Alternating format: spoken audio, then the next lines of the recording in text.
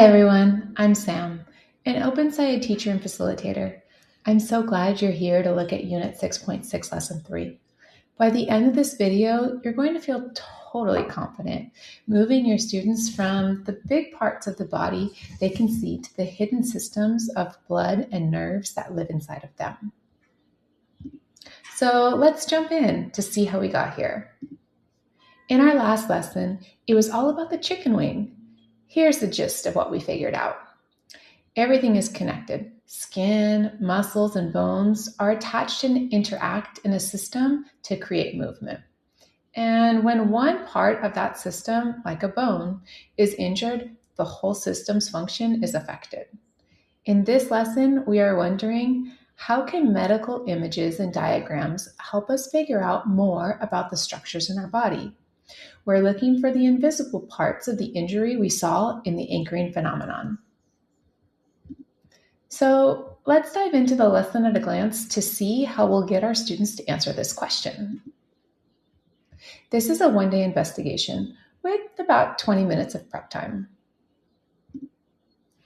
To help you cut through the noise of the 7-step procedure, I'd like to look at it through 3 student loops of discovery. Loop 1 is steps 1 and 2. We compare x-rays and MRIs of the human foot and knee. We figure out x-rays are great for bone, but MRIs show fuzzy structures that we don't have the training to name yet. And this makes us wonder, is there a clearer map that can tell us what those fuzzy parts actually are? This leads us to loop 2, parts 3 and 4. We look at the cross sections of a knee and compare the actual MRI slice to a color-coded scientific diagram. We figure out bone is in the center, surrounded by muscle, then covered by skin. But we also see tiny red, blue, and yellow lines running throughout all of it. So this makes us wonder, are those just in the gaps, or are they actually inside the skin, muscle, and bone? Which brings us to loop 3, steps 5 through 7. We examine close-up diagrams of skin, muscle, and bone tissue and look back at our original injury. We figure out that blood vessels and nerves are actually embedded inside all 3 tissues, even the solid bone. A deep injury breaks those vessels inside the tissue, which causes the bleeding. And so this makes us wonder, what exactly is in blood that helps us heal?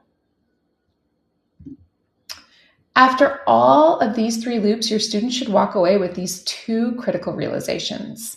There are blood vessels in the different parts of the bone, muscle, and skin, and there are nerves that run through the layers of skin, muscle, and bones, which again leaves us wondering, why is there blood in all those places? Here are some key moments you won't want to miss with your students when teaching this lesson. Let's start with part 4. Examining the cross-sectional images of the knee. In this step, students practice a specific skill, using a clear scientific diagram as a map to identify patterns in a messy MRI. As they attempt to make visual connections, they'll finally identify the skin, muscle, and bone. Keep an eye out for when they start to notice those other red and blue structures, because that curiosity is exactly what motivates the next loop. In part 5, looking closer at the skin, muscle, and bones. This is a major pedagogical pivot. These diagrams transition the students to a smaller scale, but the teacher guide is very specific. Don't use the word microscopic yet. Just talk about getting closer or zooming in. We want them to discover the structure-function relationship naturally as we prepare for actual microscopic work or microscope work in the next lesson. Which brings us to part 6. Discuss and record observed structures. The aha happens here. Blood and nerves are inside the bone. Some students might bring in different ideas about what blood and nerves do. When they do, affirm their contributions and ask them to say more about why our body needs this structure in all 3 areas: the skin, muscle, and bone. Our goal is to recognize and affirm the ideas, but also help students identify the gaps in their own thinking to help motivate the next lesson. Let's take a look at some material management tips and tricks. In part 2, where we compare the medical images and parts of the body, students might feel lost because MRIs are hard to read. But don't feel like you need to be a doctor. Their struggle here is intentional. It builds hunger for a clearer map they'll get in step 3. So let's take a look at part 3. This is where we discuss cross-sectional images. If your students didn't do the Storms or Everest unit, they don't know what cross-sections are. So you want to do this before moving to the knee cross-sections in step 4. Bring in 2 apples and slice one vertically and one horizontally. When they see how the seeds and core look different in each slice, they'll suddenly get why the knee MRI looks different from different angles and helps to add the word cross-sectional to your word wall. In parts 4 and 5, this is where we look at the cross-sectional images and close-ups. Color is critical here.